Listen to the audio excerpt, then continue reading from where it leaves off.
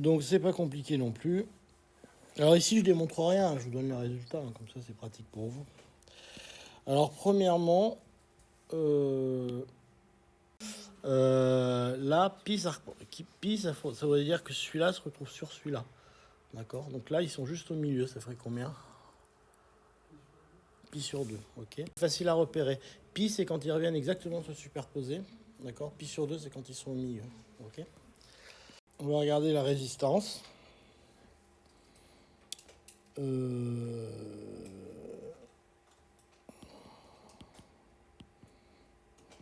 résistance c'est facile. Si j'envoie un courant I qui a cette tête-là, elle me renvoie une tension qui a cette tête-là. Donc elle est contente, elle va bien. Donc ça veut dire quoi si je me mets dans mon repère avec mon petit cercle là? Il va être comment les deux vecteurs? Je dessine mon petit cercle d'abord. Voilà.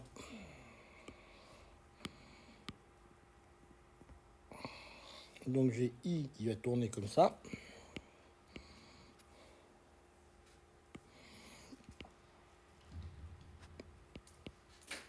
Et V, je le représente comment? Si les deux sont superposés, V, je le représente comment? Non, mais je veux dire, ils sont comment en phase, en termes de phase?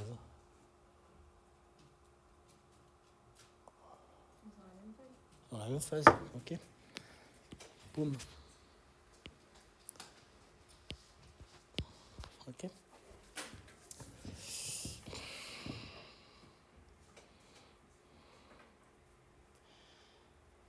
Alors maintenant, alors là, faut pas se planter parce que je me plante tout le temps. On va regarder la capacité. Alors la capacité, je vais lui faire manger un courant qui est comme ça. Et alors, elle me recrache une tension qui est... Faut que je le fasse un peu plus, sinon vous n'allez pas voir. Je fais une période de... Ouh là là. Je fais une période qui ressemble à quelque chose quand même. Elle me crache un truc qui est en retard. Donc elle me crache un truc qui est...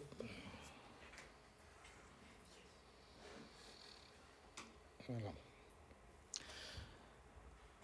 Donc si je fais ça, le déphasage il est de combien là? Ça correspond à un déphasage de combien?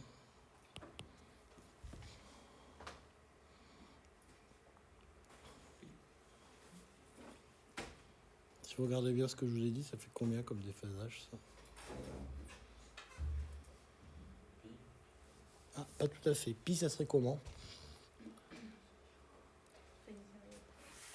Alors si on regarde ce que j'ai dit tout à l'heure. Donc retenez ça, ça c'est intéressant. Ça c'est une bonne remarque d'ailleurs. J'ai oublié de vous le dire tout à l'heure. Donc là c'est pi sur 2. Donc là je fais mon petit bazar. Je fais mon rond.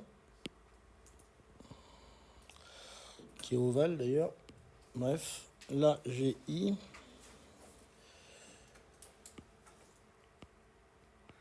Et alors V, je le mets comment maintenant? Ouais, alors on se trouve que pour la kappa, c'est moins pi sur 2.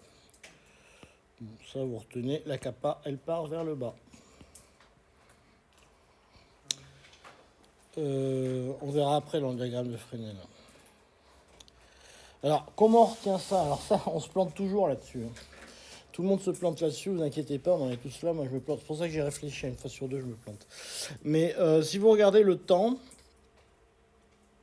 elle est en retard, la kappa. Vous voyez? Parce que le bleu arrive après le noir. Dans le temps, parce que le temps, il va, sur un oscillo, le temps, il arrive de la droite vers la gauche, ce qui n'est pas logique. Mais si vous voulez, le premier truc qui arrive, c'est celui-là sur un oscillo, si vous réfléchissez un peu. Donc lui, il arrive en retard, lui, il est à la bourre par rapport à celui-là. D'accord. Mais je sais que c'est pas très intuitif, hein, on se plante tous avec ce truc-là, il faut faire gaffe.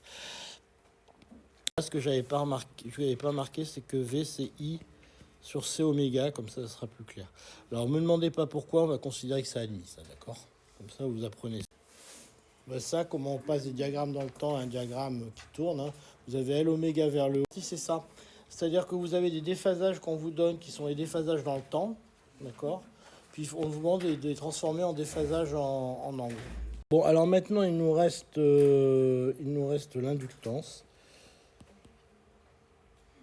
Donc elle fait l'inverse, l'inductance. Donc elle nous fait ça. Donc j'ai un courant qui est comme ça.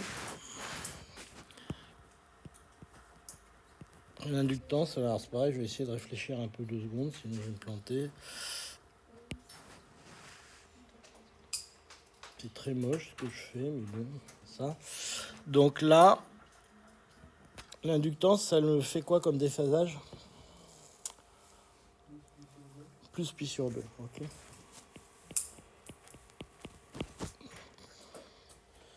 Et donc là, à nouveau, si je fais mon petit cercle, je fais ici mon courant qui est par là.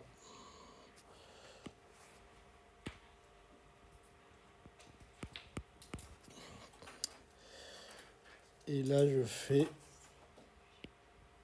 Je vais vous donner la réponse. Donc la tension est comme ça. Ok. Bon, ben là, vous avez à peu près tout. Donc retenez ces 3 trucs. Vous avez à peu près tout pour faire ça. Alors, je vais vous donner quand même un petit truc. Il y a quand même une formule. Donc là, je vous ai donné les directions. Maintenant, il faut que je vous donne les amplitudes quand même. D'accord. Parce qu'il y a... Là, je vous avais donné la phase. D'accord. Maintenant, il y a quand même une amplitude entre les deux. Donc, vous allez retenir ça. Je vais vous les donner. Donc, pour la résistance, c'est facile.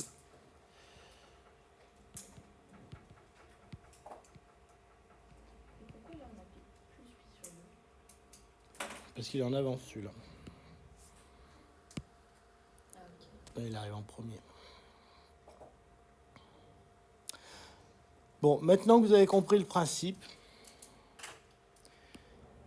donc ça, c'est tout ce qu'il y a à comprendre. Le reste, c'est la notation. Alors, est-ce que vous vous souvenez des complexes? C'est ça le truc. Bon, vous savez que dans le plan complexe, tout le reste, à partir du moment où vous avez compris ça, le reste, c'est les problèmes de notation. C'est tout. Dans le plan complexe, vous avez le I qui est là. En électronique, on note J, hein, enfin, c'est pareil. Donc, un complexe, ça se note X plus JY. D'accord. Donc, vous voyez qu'en fait, si je me représente ça dans un complexe, d'accord, je vais simplement avoir R. Alors, si maintenant je reconstruis mon truc, ce que je vais faire, c'est que je vais le construire simplement. Ma gomme est où? Elle est là. Non, elle est là, elle est là, elle est là, elle est là. Elle est où ma gomme? Elle est là. Je sais pas ce que j'ai foutu là. Bref. Donc maintenant, je vais le mettre dans le plan complexe. Je fais strictement la même chose. Donc ne vous affolez pas.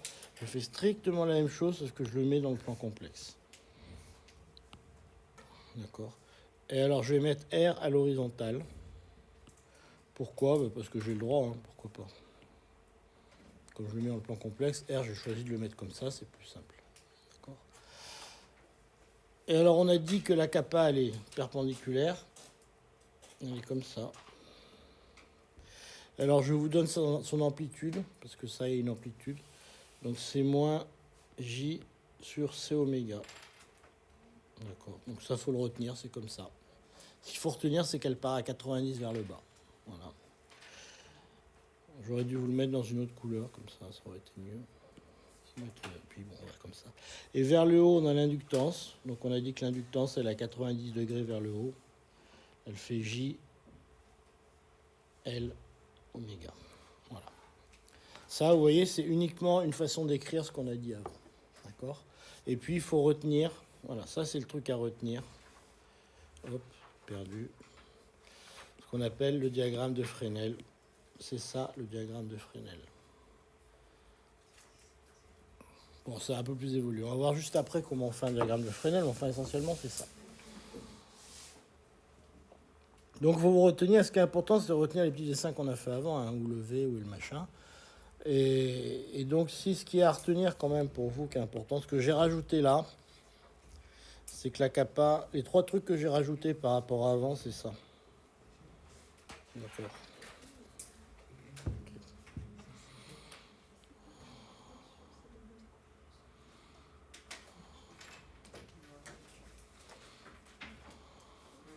Hum.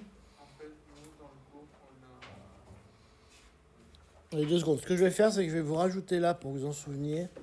Ici, ce que j'ai pas mis, c'est que V, c'est L oméga fois I. D'accord? Puis c'est fini. Ouais, dans le cours, vous avez quoi? Hum. À la place de moins J sur C oméga, nous on a 1 sur C oméga. Oui, parce qu'elle l'a pas mis. Ok, je vois comprends. Elle n'a pas mis les J à ce stade-là. D'accord. C'est la même chose. Elle a mis les valeurs. Elle l'a mis comme ça, elle? D'accord, ok.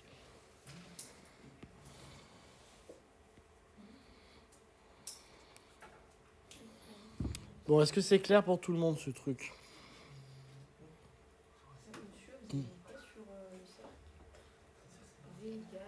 L oméga I. C'est pour savoir la taille de la flèche, si vous voulez. Et la flèche d'avant, elle fait 1 sur C oméga I. Bon, si vous avez compris tout ça, vous avez tout compris. Après, c'est juste des petites constructions avec des petites flèches hein, pour s'amuser. D'accord? Donc, retenez bien ces 2 petites pages là. Donc, qu'est-ce qu'il y a à retenir essentiellement?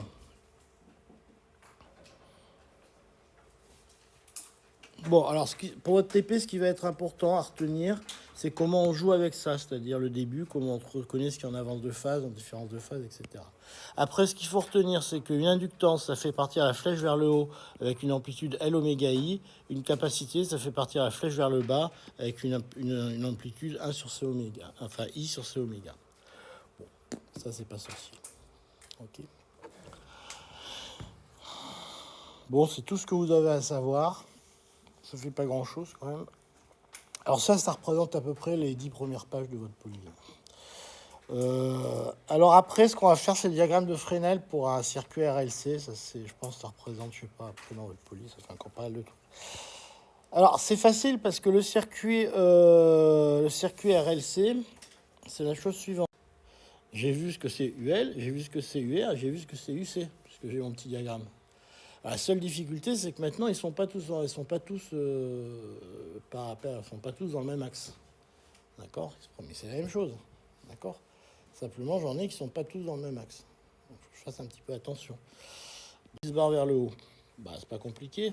Un truc qui se barre vers le haut, en complexe, j'écris ça JL, dire qu'il part vers le haut. D'accord? Vous vous souvenez de ça? L'axe de JL oméga I, c'est la partie qui se part vers en haut. J'ai U égale RI, simplement R, j'en ai un qui est comme ça, un qui se barre vers le haut, un qui se barre vers le bas. D'accord? Donc quand j'écris un truc qui se barre vers le haut, c'est J fois le truc, un truc qui se barre vers le bas, c'est moins J fois ça. Vous êtes d'accord avec moi? Là, j'ai pas inventé l'eau chaude. C'est bon? Vous suivez? Si on remonte depuis le début. Et puis IC oméga vers le bas, ça fait un diagramme comme ça. Exercice 3, c'est la première. Vous avez un circuit RLC, ça marche comme ça, un circuit RLC.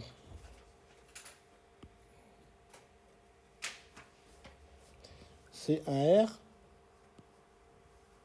un L et un C, comme son nom l'indique. D'accord? J'envoie du courant là-dedans. Bon, ben, si j'envoie du courant là-dedans, j'ai UR, UL et UC. Bon, jusque-là, j'ai pas inventé grand-chose. Ben, il suffit que je regarde. Parce que maintenant, je vais écrire que c'est RI plus... Alors, comment je vais écrire que oméga I? D'accord? Ça veut dire L oméga I en complexe, j'écris moins J sur C oméga fois I. Bonjour. Désolé, c'est le bordel des trains aujourd'hui. Les trains, c'est le bordel, c'est normal ça. Il y a plein de retards de trains sur Non, mais asseyez-vous tranquillement. Bon, est-ce que vous êtes tous d'accord avec moi? J'ai rien fait d'autre qu'écrire ça. Hein. Bah, c'est tout, hein. Voilà, c'est tout ce que j'ai fait.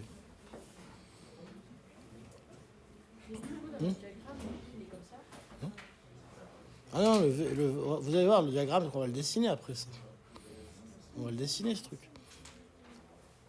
Alors, malheureusement, pour vous, le problème, c'est qu'un complexe, si vous vous rappelez votre jeunesse, un complexe,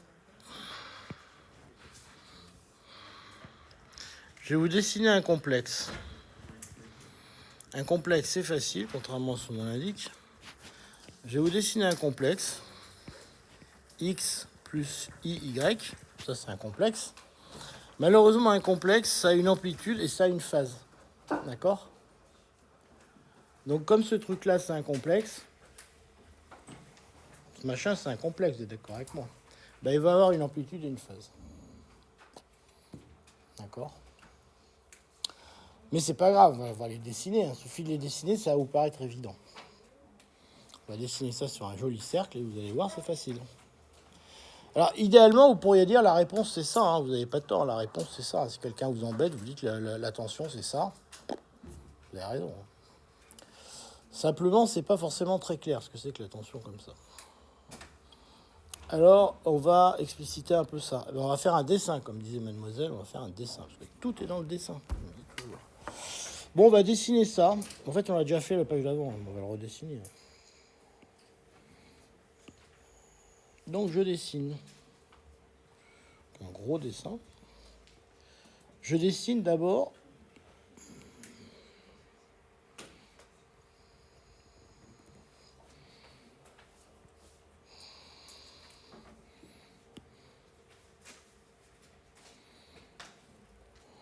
alors, ce que je vais dessiner, c'est pas tout à fait RI parce qu'il va m'embêter, il va y avoir des flèches dans tous les sens. Donc ce que je vais dessiner, c'est simplement, vous allez voir ce que je vais dessiner.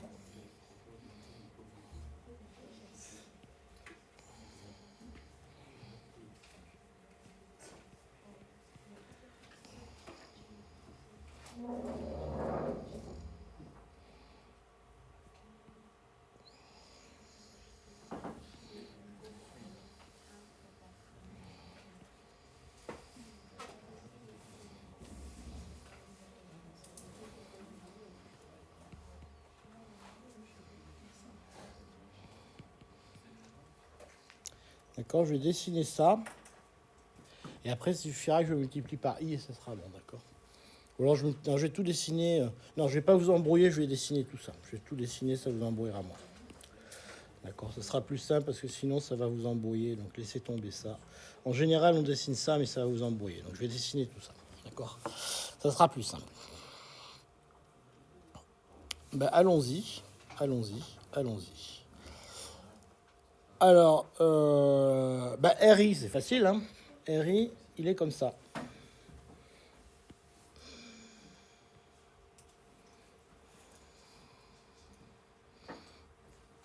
Alors, je décide de faire un cercle de longueur RI. Hein. Moi, j'aurais pu décider autre chose, mais je trouve que c'est sympa de le faire de longueur RI. D'accord.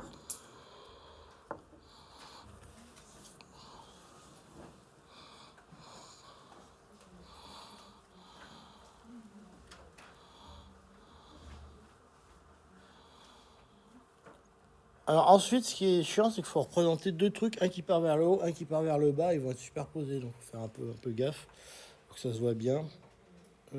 Alors je vais vous faire comment pour que ça se voit bien? Je vais vous en faire un en bleu. Donc ça c'est JL oméga I. Et l'autre il redescend, mais vous voyez, l'autre il redescend, moi JC oméga, ça va être le même, ils sont superposés. Donc je vous les fais un tout petit peu à côté pour que... Non, excusez-moi, attendez. Faut pas que je vous le fasse comme ça, sinon vous n'allez pas comprendre.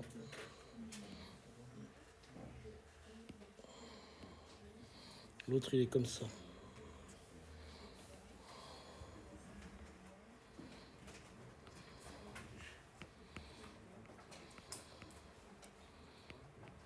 D'accord? Bon, ben voilà, c'est ça qu'on appelle un diagramme de Fresnel. Hein. C'est tout con. Hein.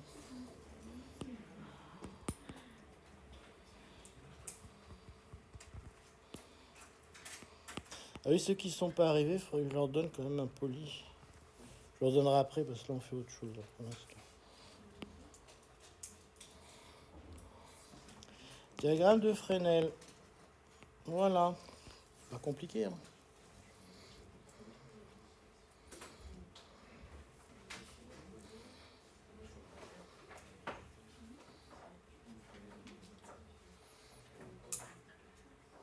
Alors là où j'ai fait un truc con, c'est que j'ai des fils de la même longueur, ça a merdé. Faites-les pas de la même longueur, sinon vous n'allez pas comprendre. Après, il faut en faire un franchement plus petit que l'autre pour que ça marche bien. Voilà, pour que ça marche bien, il faut en faire un franchement plus petit que l'autre, sinon ça va pas marcher pour le test. Sinon vous allez trouver un truc à la résonance, ça va être merdique.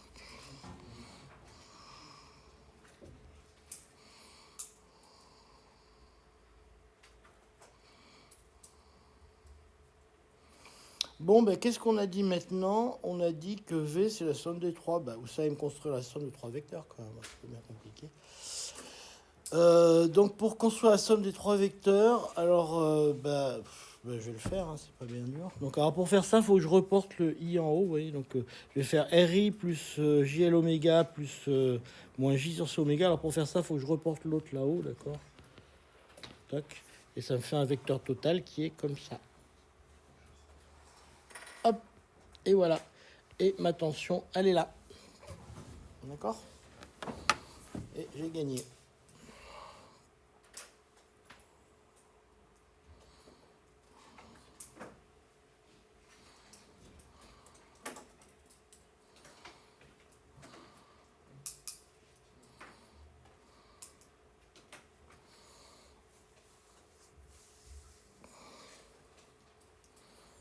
Et donc la phase de ce machin, alors je sais pas, dans votre cours elle l'appelle θ ou phi, elle l'appelle comment cette phase-là?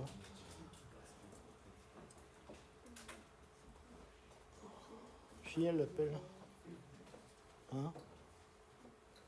On va l'appeler phi, de toute façon j'ai l'impression que vous n'arrivez même pas à avoir voyé notre cours. Donc je vous laisse 30 secondes pour me calculer l'amplitude de V et la phase phi. Allez, courage.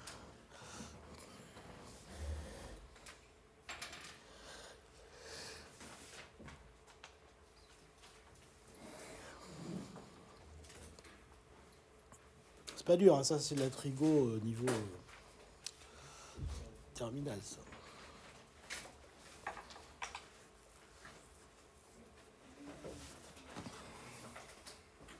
Alors, en fait, donc quand je vous disais de faire, c'est pas dur. Puis quand vous le mettez en série, vous avez le diagramme de Fresnel. Bon, c'est pas un dessin à part, c'est simplement que vous le verrez bien mieux si vous faites ça. Alors je vais vous le faire. Non, c'est pas ça. C'est quoi déjà? Merde.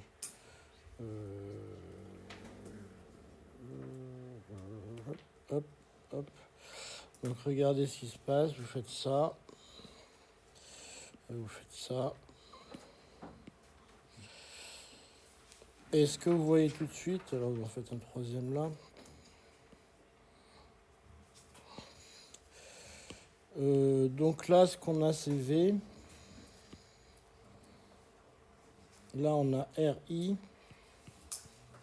La longueur de ce machin, c'est L oméga I moins I sur C oméga. D'accord, si vous regardez. Et puis là, on a phi. Donc, ce que je vous disais, c'est que dessiner comme ça vous paraîtra beaucoup plus évident que dessiner avec tout le cercle et tout le tralala. Donc ça, je vous le répète à chaque fois, faites des dessins où vous dépolluez votre cerveau de tout le reste. N'oubliez pas que le cerveau humain n'est pas capable de traiter beaucoup d'informations à la fois et d'extraire l'information pertinente, parce que vous êtes toujours pollué par le reste. Est-ce que vous avez fait un test qui s'appelle le test de je ne sais plus qui est un test très connu en psychologie? Bon, vous avez des mots qui sont écrits de différentes couleurs. Et on vous demande de non pas de dire la couleur qui est écrite, comme c'est écrit bleu, mais c'est écrit en vert. Mais de dire la couleur de laquelle c'est écrit. Par exemple, si bleu est écrit en vert, on vous demande de dire vert. C'est hyper compliqué de ce qu'on appelle d'annihiler des canaux de réflexion. Donc, c'est très dur de faire ça. Donc quand vous avez beaucoup d'informations, c'est très dur de bloquer certains canaux d'information pour se concentrer sur les autres. Donc si vous voulez réfléchir, il vaut mieux bloquer le maximum de canaux de réflexion pour vous concentrer sur ce qui est important. Et ça, c'est pas que vous, c'est tout le monde. Tout être humain fonctionne comme ça. Donc là, ça paraît beaucoup plus évident de calculer la tension V que si vous avez tout le reste autour. D'accord? De l'inhibition, ça s'appelle d'inhiber certains canaux, c'est très compliqué. Si un jour vous faites ce test, hein, moi je l'ai fait, c'est super difficile. Bon, ben là, je pense que vous avez tout de suite compris la réponse. Hein. Dessiné comme ça, je pense que vous avez tout de suite vu que V est égal à I, facteur de R carré, plus L oméga moins 1 sur C oméga au carré avec une racine carrée. Ok, c'est clair pour tout le monde, dessiné comme ça.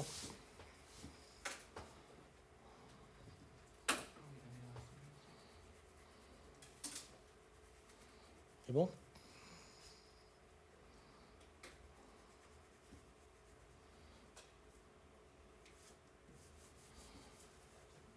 Bon, est-ce que maintenant tout le monde est capable de trouver phi? Enfin, pas exactement phi, mais quelque chose qui est relié à phi.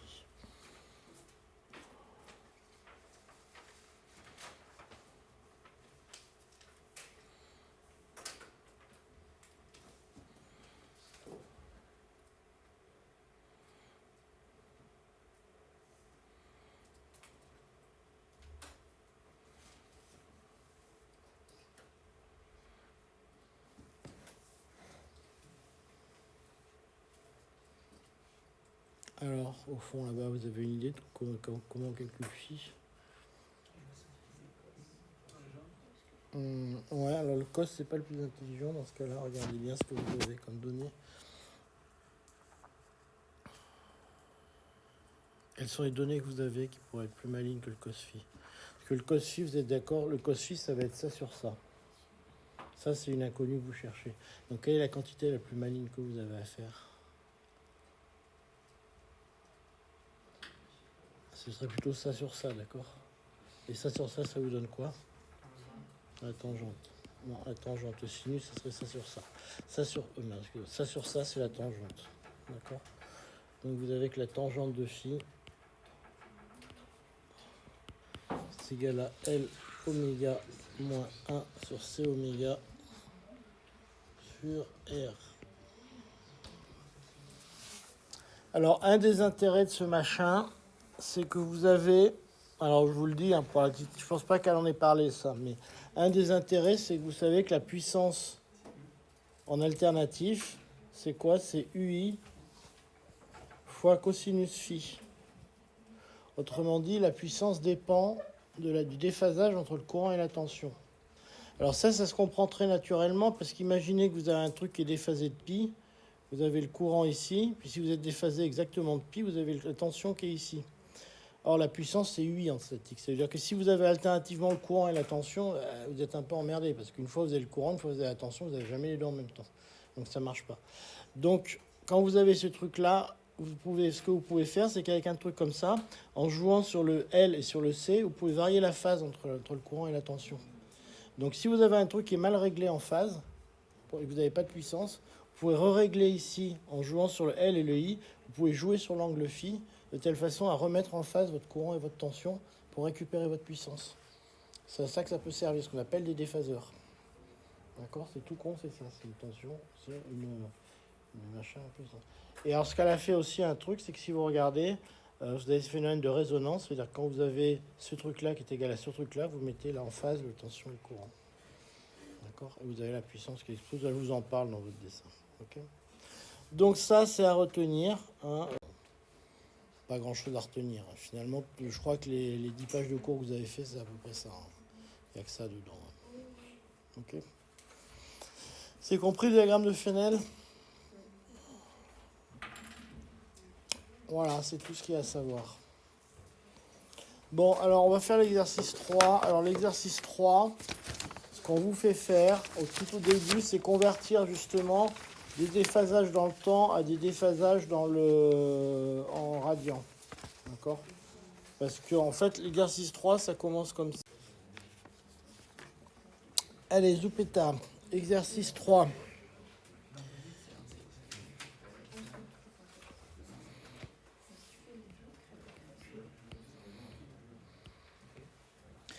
Donc en fait, c'est simplement un exercice où on vous met X fois le même signal et déphasé de plein de façons différentes, et puis on va jouer avec ça.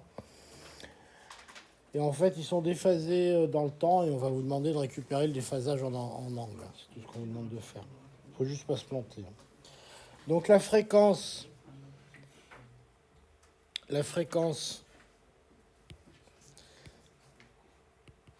bon, ben c'est marqué dessus, hein, c'est comme le port salut, donc il suffit de regarder. C'est 157 Hz. Et ça vous donne une période qui est égale à 1 sur F. Donc 1 sur F, et ça fait... Voilà.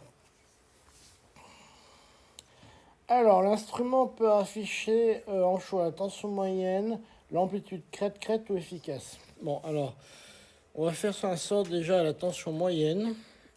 Parce que la tension moyenne, si j'ai un signal qui fait comme ça, ouais. Pour la première question, est-ce qu'on n'a pas la tension de la forme cos oméga t plus i, mais du coup la fréquence c'est pas oméga sur 2pi. Alors, il y a la oméga, c'est la pulsation. Donc effectivement, c'est la fréquence divisée par 2pi, l'oméga. Et du coup ici c'est pas la pulsation, le 157. Non, c'est la fréquence là. D'accord. Justement, en fait, on définit souvent la pulsation parce que c'est beaucoup plus pratique. Parce que la pulsation, quand vous êtes sur 2pi, quand vous faites un tour, vous avez directement quand vous avez directement 2pi quand vous faites 1, si vous voulez. C'est vrai que c'est plus pratique.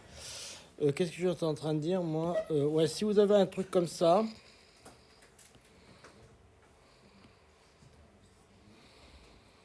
que vaut la moyenne? C'est le I moyen, ouais, c'est ça. Que vaut la moyenne?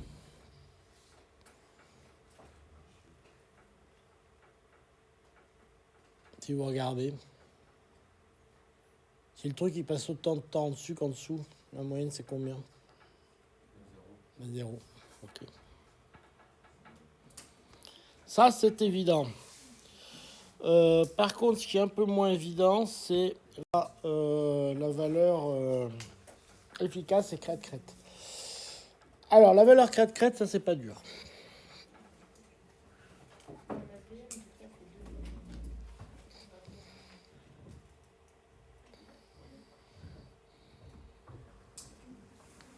La valeur crête-crête, ben, comme son nom l'indique, c'est la valeur qui va d'une crête à une autre crête.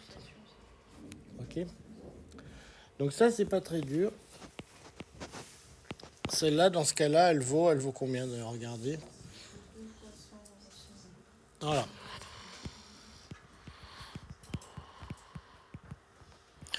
Alors vous faites gaffe aux appareils, parce qu'en TP en particulier, je crois que vous avez un appareil qui vous définit ça comme la moitié, c'est-à-dire là, qui vous définit ça entre le 0 et le plus. Alors je ne sais pas pourquoi, mais il y a des appareils où il y a un gag. Donc, la vraie définition, c'est celle-là. Hein. C'est 2 fois 100 fois racine de 2. Alors maintenant, il y a la valeur efficace. Alors ça, c'est la définition claire, je vais vous dire laquelle c'est. C'est la tension telle que pendant une période,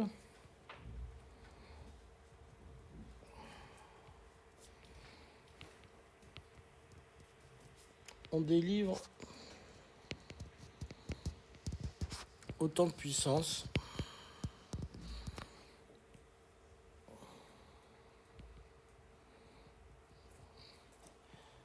si on l'appliquait en continu. Alors, qu'est-ce que ça veut dire, ce barbarisme?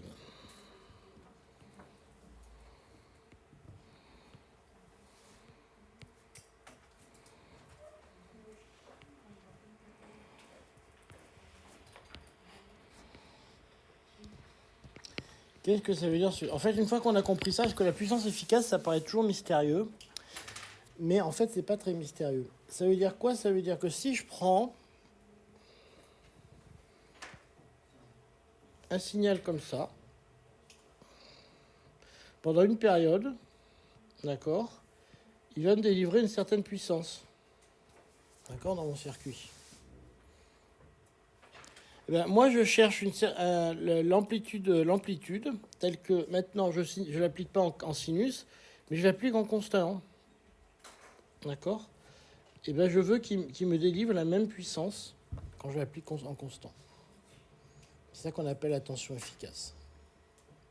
Je veux qu'en appliquant ma tension efficace, mais constamment pendant la période, j'ai la même puissance délivrée que si j'applique mon signal sinusoïdal. D'accord? C'est ça la définition. Je vais le faire en plus gros, parce qu'encore une fois, là, vous n'allez rien voir.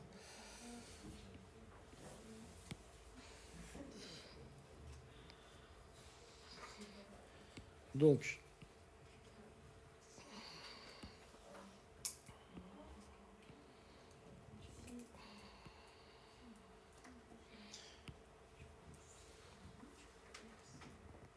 j'ai un beau sinus sinusoïdal. Pendant cette période-là, il délivre une certaine puissance. D'accord? Que je peux calculer. Moi, je cherche la tension telle que si je l'applique en continu, d'accord, je délivre exactement la même puissance. Mais cette fois-ci, je l'applique en continu. Je ne l'applique pas en sinusoïdal. D'accord? Alors forcément, vous voyez tout de suite que cette puissance va être plus petite. Cette tension va être plus petite. Parce que je l'applique en continu. Alors que la puissance que j'applique là, je l'applique en sinusoïdal. Donc là, par exemple, j'applique 0 puissance. D'accord? Puisque ma tension est à 0. Là aussi, j'applique 0 puissance. Là, j'applique une puissance qui est beaucoup plus petite que si je l'avais en continu ici, etc., etc., etc. Donc, je cherche cette puissance-là. Oh merde. Je cherche une puissance ici que j'applique en continu, alors que la sinusoïdale, je ne l'applique pas du tout en continu. Donc, il y a plein d'endroits où je suis finalement beaucoup plus petit. Donc, je cherche la puissance qui va me donner la même puissance délivrée sur une période. Ok, est-ce que c'est bien compris ça? Ça, c'est le principe de la puissance efficace. Alors, si vous voulez, on va essayer de regarder ce qui se passe dans le cas d'une fonction sinusoïdale. Okay. Donc, la définition de ma puissance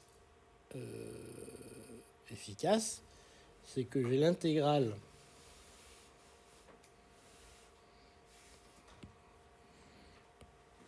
entre 0 et t, okay, de v carré dt, okay, qui est égal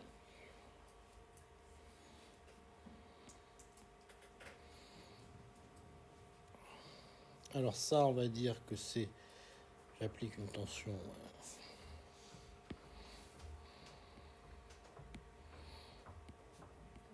je vais l'appeler V' si vous voulez.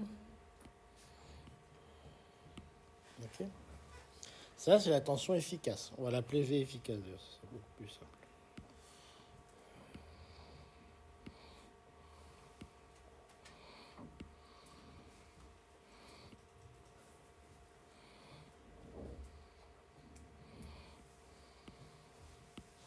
Okay.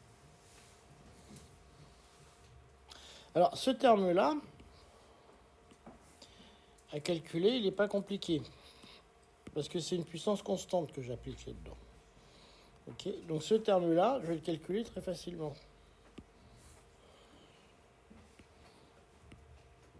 L'intégrale de 0 à t de v carré efficace dt, je peux écrire simplement que c'est v carré efficace fois t.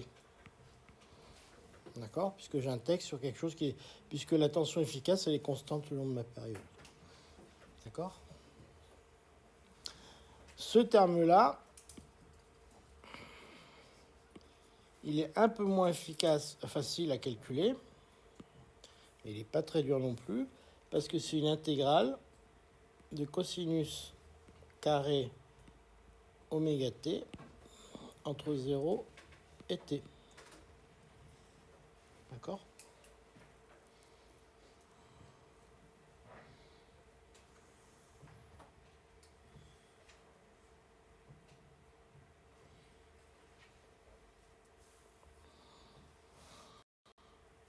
dt, pardon.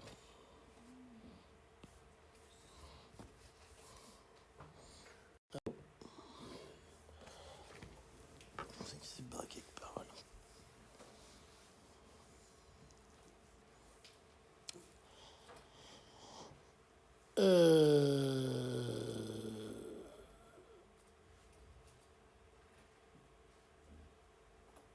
Alors, pour intégrer ça, comment on va faire? Il faut que je trouve, parce que je connais la réponse. Il faut que j'arrive à me trouver un truc pas trop bête pour intégrer ça. Ah oui, j'ai un V devant, excusez-moi, parce que j'ai un V. Faut pas que j'oublie le V là, sinon ça veut plus rien dire. Voilà.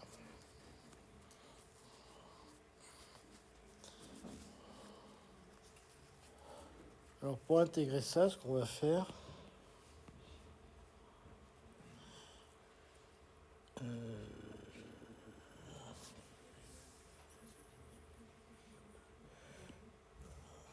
j'ai oublié ici que j'ai un V carré.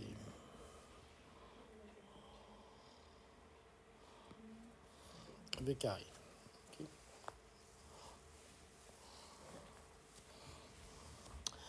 Alors est-ce que quelqu'un a une idée pour faire ça? Non, personne. Ben en fait, pour intégrer ça, il faudra faire un changement de variable parce que la primitive de cosinus carré, elle n'est pas évidente à trouver. D'accord? Parce que c'est pas un truc qui va être un truc simple. Donc il va sûrement falloir passer par un truc du type de cos carré. De cos carré, c'est la primitive de cos 2 oméga t. D'accord? Donc vous allez pouvoir passer par là. Alors ce que vous allez trouver quand vous allez faire ça, vous allez trouver que V efficace est égal à V divisé par racine de 2. Le principe qu'il faut retenir, c'est ça. C'est que vous allez trouver que finalement, si vous prenez une puissance, une tension qui est racine de 2 fois plus petite que la tension sinusoïdale, pendant une période, vous allez délivrer la même puissance. D'accord? Mais retenez que ça ne marche que pour un sinus. Parce que ici, j'ai bien intégré sur un sinus. Et l'intégrale de cos carré sur une période, ça fait un demi.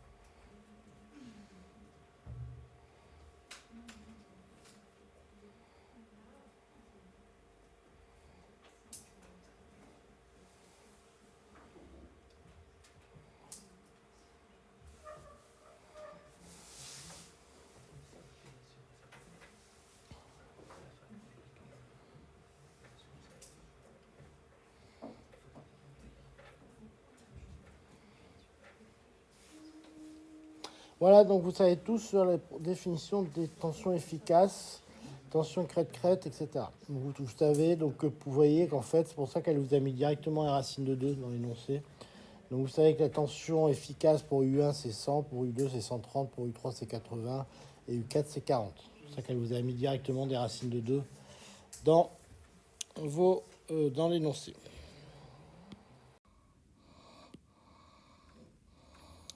Donc on sait que maintenant, donc on va reprendre à la question C. Donc on sait que le courant, lui, I de T, il s'écrit sous la forme 20 racine de 2 cosinus de 157T plus 0,94. Okay. Donc ce coup-ci, évidemment, on est bien d'accord que 20 racine de 2 est en unité d'ampères. Du moins, je suppose. C'est pas marqué, mais on va supposer que c'est le cas. Donc, à ce moment-là, on voit que la phase de pour le courant est de 0,94. On veut la ramener à 0. Donc, on va simplement faire un delta phi de moins 0,94. Donc, il suffit que je fasse tourner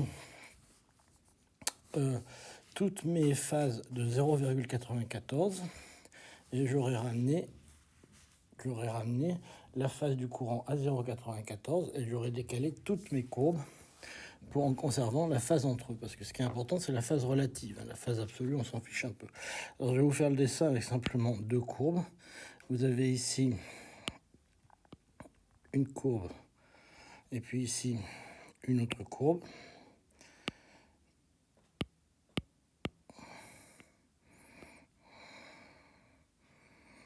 D'accord, donc là en fait ce qui se passe c'est que j'ai par exemple un sinus qui est le courant. Donc, je ne vais pas vous le faire comme ça parce que là il est déjà ramené à 0.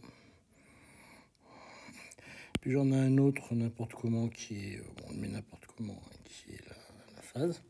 Alors ce qui est important physiquement en fait c'est ce décalage là. On va dire que ça c'est le courant, puis que ça c'est U1 par exemple. Là on s'en fiche après U2, I3.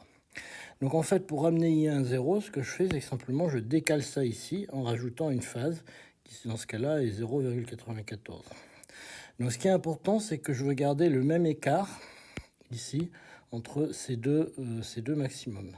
Donc en fait, il suffit que je ramène ici celui-là. Hop, je le déplace aussi de 0,94. Donc à ce moment-là, j'obtiens tout bêtement que U1, pardon, ça va pas.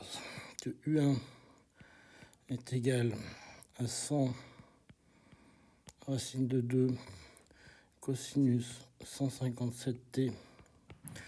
Alors 251 moins 0,94, donc ça, je sors ma calculatrice, excusez-moi. Donc 251. Hop.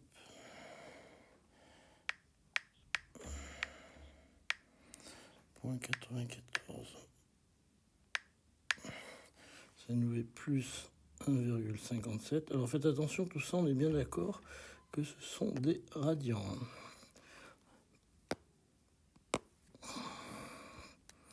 U2 est égal à 130 racine de 2 cosinus de 157t moins 0,94. U3 est égal à 80 racine de 2. 80 racine de 2 facteur de 157t. Et là, j'ai moins 0,67. J'ai dit avec un point 94. Donc, moins 1,57. Je vérifie quand même que c'est juste par rapport au 1 de 51 moins 0,94, ça m'a l'air juste, et ça m'a l'air juste aussi. Et j'ai U4 qui est égal à 40 racine de 2 fois cosinus de 1,57 de t moins, alors,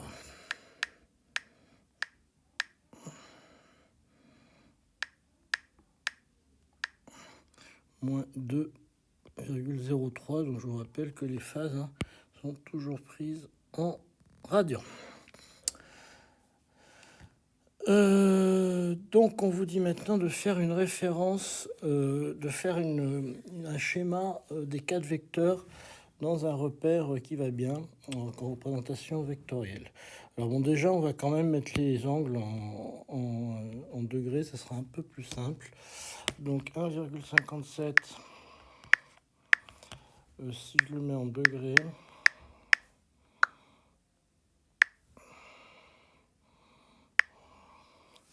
ça fait, allez, 1,57, ça fait, oui c'est logique, c'est à peu près pi. Donc le U1, il a une phase de 90 degrés. U2, il a une phase... U2, il a une phase, alors...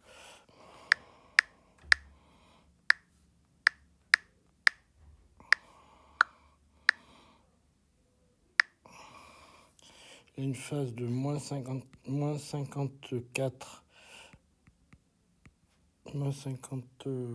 degrés. U3, il a une phase de moins 90 degrés. Et U4, alors lui, il a une phase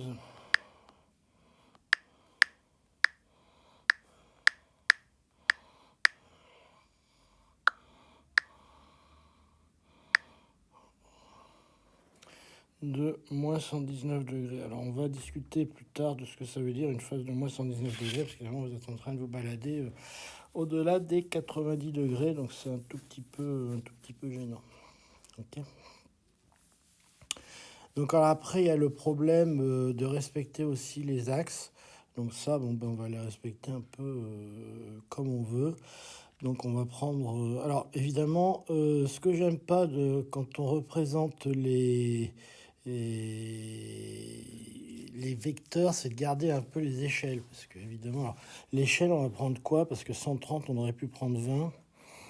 Mais ça marche pas. Bon, on va prendre 40 à peu près comme échelle, et puis on va se démerder pour que ça marche à peu près. Je dis bien à peu près. On va le faire sur la page suivante, tant qu'à faire. Allez. J'aurais dû me faire la même chose. 90 degrés, moins 90 degrés, donc c'est U1. Si je me rebuse, qui se retrouve à moins 4. Il est déphasé de moins 119. Non, U3, je l'ai fait, donc c'est U2. Un angle de moins 54 degrés. 119. Soyons pas avares. Au diable l'avarice et l'avarice. Poum. Hop. Là, je vais faire un trait maintenant. Hop. Hop. Mon deuxième trait. Il va comme ça. Alors, I, je peux pas le représenter. Alors, faites gaffe quand même que là, sur un cercle comme ça, je soit représente des courants, soit je représente des tensions, mais pas les deux. Hein. Je peux pas faire tout à la fois.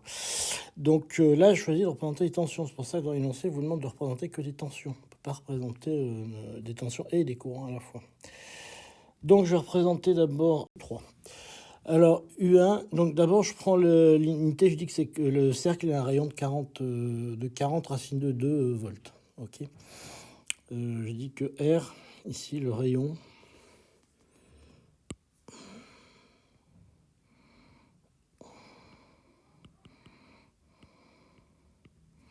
ok. Donc, U1, il a à peu près 2 fois le rayon. Évidemment, ça ne rentre pas. Donc, U1, il est par là. Ouais, bon, c'est tout qui s'en va.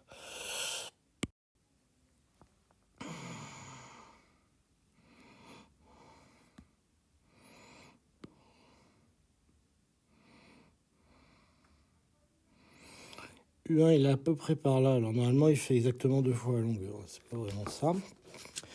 Alors,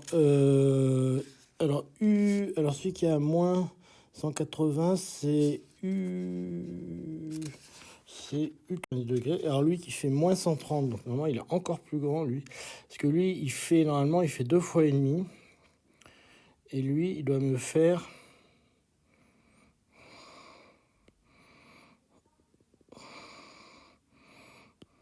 On va faire comme ça pour dire qu'il y a une longueur...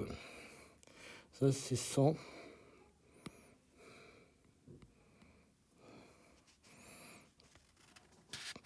C'est 100 racine de 2, pardon. Ça, c'est 100 racine de 2. Ça, c'est 130 racines de 2. D'accord, donc normalement, c'est encore plus grand. Alors maintenant, j'ai U4. Alors U4, lui, fait exactement 40 racines de 2. Donc lui, fait un cercle. Et en moins 119, ça m'amène... Alors là, j'ai moins 180. Là, j'ai moins 120 qui se retrouve par là. Ouais, j'ai moins 120 qui va se retrouver par là. 90 et 45, ça fait moins 135. Donc moins 120, il va se retrouver par là. À peu près. Là, j'ai U4 qui que lui, il faut 40 racines de 2, donc lui, il est juste sur le cercle. Ça, c'est bon. Et puis, il me reste quoi encore? Il me reste U1.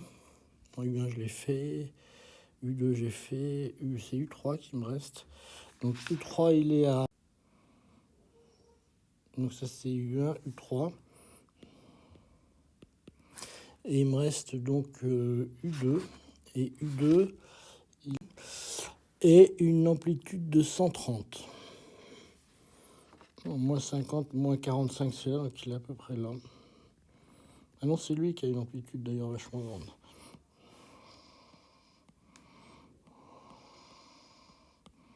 Je me suis trompé, U3 il n'a pas une amplitude si grande. U3 il a une amplitude de 80 racines de 2. Excusez-moi, je me suis trompé là.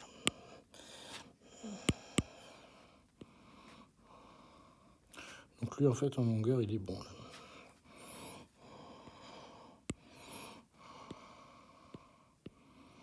Voilà, donc ma représentation, c'est à peu près ça. Donc, il y en a qu'un qui est dans les choux, c'est celui-là, hein, parce que celui-là, j'arrive pas à le faire rentrer dans mon dessin, parce qu'il doit être, comme il fait 100 racines de 2.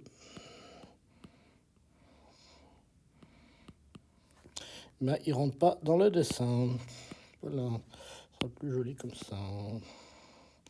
Voilà, donc U1, U2, U3, U4. Alors, quelle est la nature des dipoles 1 et 3 ? Alors ça, c'est une inductance. D'accord. Alors ceci, c'est pas forcé que ce soit une inductance pure, hein, parce que ça peut être une inductance et une kappa telle que l'inductance soit plus forte que la kappa. D'accord. Donc ça, c'est un dipôle. C'est un dipôle de type inductif. Mais c'est pas forcément une induction pure. D'accord. Et celui-là, c'est un dipôle qui est capacitif. Alors, si vous voulez distinguer les deux, il y a un truc que vous pouvez faire, c'est que vous faites varier la fréquence et vous regardez comment ça varie. Alors, si ça varie linéairement avec la fréquence, c'est que c'est une induction pure. Si ça varie pas linéairement avec la fréquence, c'est que c'est un dipôle inductif, mais vous avez une kappa aussi. Parce que si vous mettez une kappa, un L oméga, et puis un 1 sur C oméga, et vous avez, selon le domaine de fréquence, vous avez aussi quelque chose qui peut être complètement vers le haut et quelque chose qui est complètement vers le bas. Donc ça peut être quand même quelque chose qui a une kappa. Alors, question E. Z2, c'est laquelle Z2? C'est celle-là. Qu'est-ce qu'on sait de Z2? Ben, on a son module et on a. Bon, là, je vous laisse le jeu sur. Alors là, vous voyez que vous avez, vous avez une inductance qui est en train de partir complètement dans ce quartier-là. Alors, ce qu'il faut savoir, c'est que... Alors, effectivement, ce qu'ils vous disent dans les... qui vaut 100 combien degrés. Question E. On vous demande la partie réelle et imaginaire de l'impédance Z2. Bon, mais ça, c'est pas trop difficile. Donc, on vous dit que Z2... Alors, je refais mon petit dessin. Faites toujours des petits dessins à part, c'est sympa, parce que comme ça, vous n'êtes pas, je vous le dis, vous n'êtes pas pollué par tout le reste qui vous embête. Vous avez ici Z2, c'est facile. On a son module et on a l'angle ici. Donc on cherche la partie capacitive et la partie imaginaire. Bon, ben voilà quoi, il suffit de regarder. Donc la partie imaginaire de Z2, et elle veut quoi en partie? La partie réelle.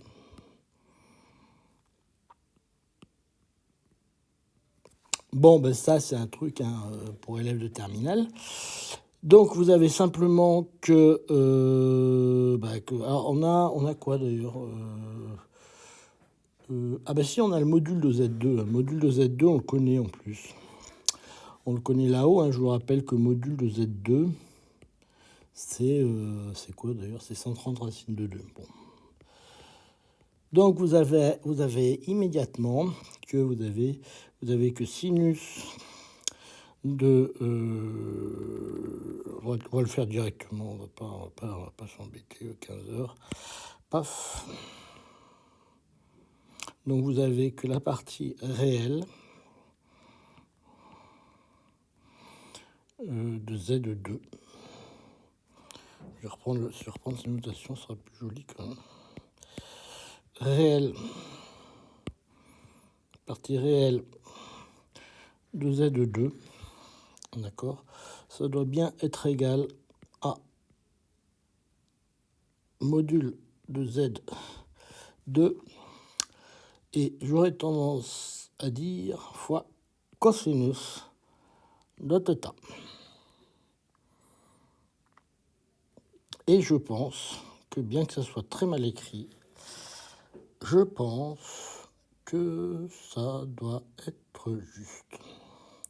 Et je pense de la même façon que imaginaire de Z2, ça va être égal à module de Z2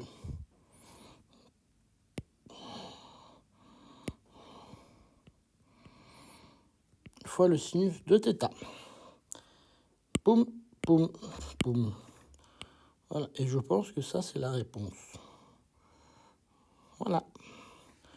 Une jolie réponse comme ça. C'est évident.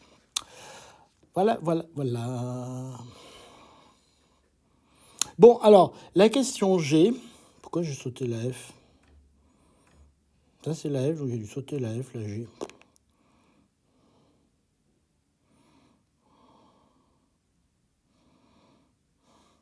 Bon, alors la question G, maintenant, elle vous dit qu'effectivement... Alors, une impédance complexe, je vous rappelle que c'est une résistance, comme ça, plus éventuellement une inductance, plus éventuellement une kappa. Bah, vous voyez que ça, on aura beau faire tout ce qu'on veut, ça va rester entre moins pi sur 2 et plus pi sur 2. C'est faux.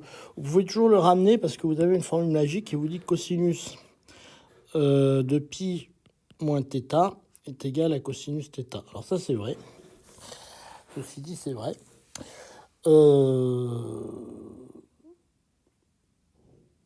Mais il y a une façon très très simple de voir les choses.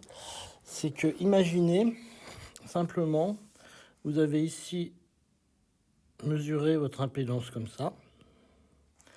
Vous avez fait ça. Et puis vous avez fait ça. Et là, vous avez votre impédance totale qui se retrouve dans les choux là-bas, à droite, à gauche. Ce que vous pouvez simplement imaginer... Elle a raison, il y a un moins. C'est que vous avez mesuré toutes les tensions à l'envers. Donc si maintenant je renverse tout, si je fais ici ça, ben je me retrouve exactement avec ça. D'accord? Donc je verse les tensions.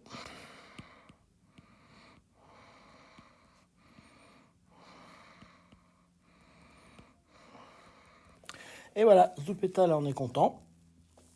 D'accord? On passe d'un truc qui entre qui est dans le mauvais cadran à un truc qui est dans le bon cadran.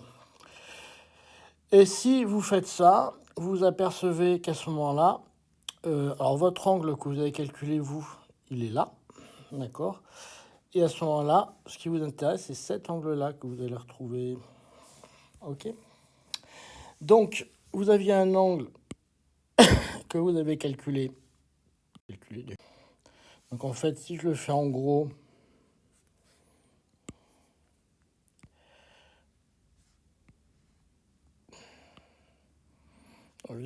c'est exactement ce que je vous dis toujours. Autant le faire en gros depuis le début.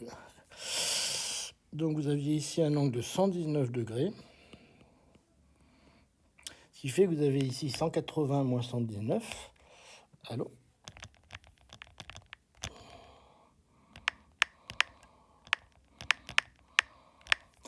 Vous avez ici un angle de 61 degrés. Et si vous regardez bien, cet angle de 61 degrés, il se retrouve là. Donc en fait, le vrai phi que vous avez, c'est moins 61 degrés.